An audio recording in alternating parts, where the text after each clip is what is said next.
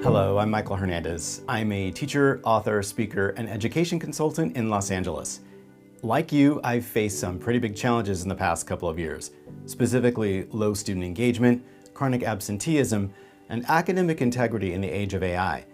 As you've probably figured out by now, solving these problems requires us to take a new approach to teaching and learning because the traditional ways we've run schools just don't seem to cut it anymore. When I work with other educators and my own students, I've discovered that one of the ways we can begin to solve these issues is by creating a culture of belonging.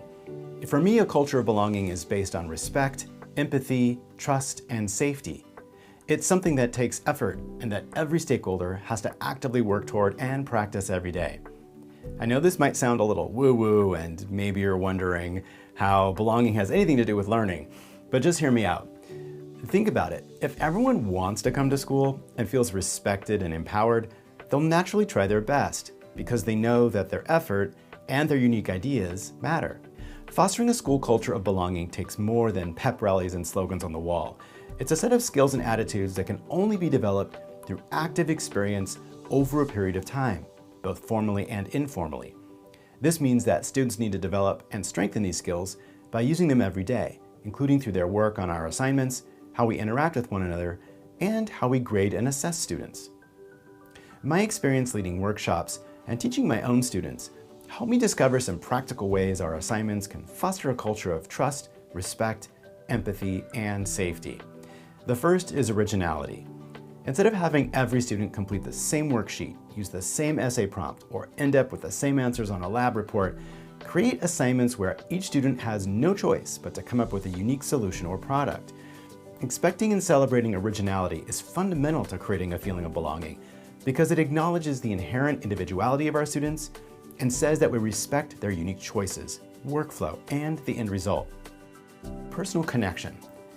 All of us see the world through our own lens, and students are no different. So instead of fighting this inherent mindset, let's embrace it and offer students appropriate ways to connect our curriculum to their lives and experience. Assignments that allow students some agency in their learning says to them that we respect their choices and that they also take responsibility for their work and how it turns out.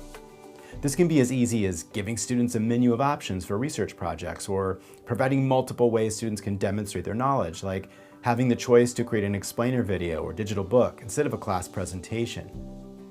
Purpose. We all want to know why our work matters and why we should put any effort into it.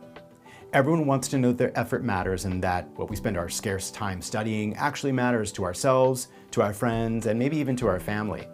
Students really do want to make an impact on the world, and we can respect that innate desire by creating assignments that have a real purpose beyond just getting a grade.